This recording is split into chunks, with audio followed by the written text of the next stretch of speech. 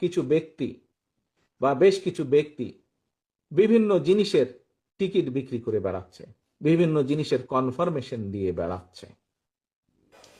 और अभी तो रुको, क्लाइमैक्स अभी बाकी। শহীদ রাষ্ট্রপতি জিয়াউর রহমানের নাম নিলে প্রতিদিন ব্যস্ত নিশ্চিত আমি বিশ্বাস করি। বেগম খালেদা জিয়া যার নাম উচ্চারণ করলে মুখটা পবিত্র হয়ে যায়। জিয়াউর রহমানের হাতে গড়া দল ধানের শীষে ভোট দিলে আপনারা অবশ্যই জান্নাতুল ফেরদৌস আশা করতে পারেন কিনা পারেন না?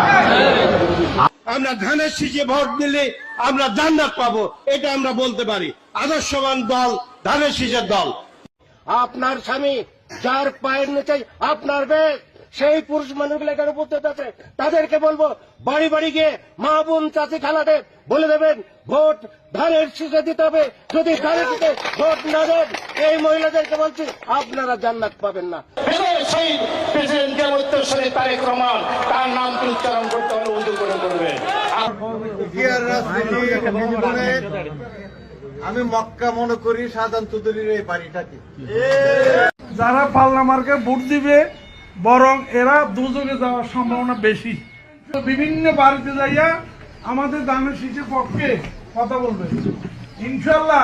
ওমর রাদিয়াল্লাহু আনহু চার খলিফার এক খলিফা, আমার নেতা শহীদ প্রেসিডেন্ট জিয়াউর রহমান চার খলিফার মধ্যে একজন, আমার নেতা তারেক রহমান, হযরত আলী রাদিয়াল্লাহু আনহু, আমার নেতা মা ফাতেমা বেগম খালেদা জিয়া। বাংলাদেশ জিন্দাবাদ। আল্লাহ হাফেজ, সবাই ভালো থাকবেন।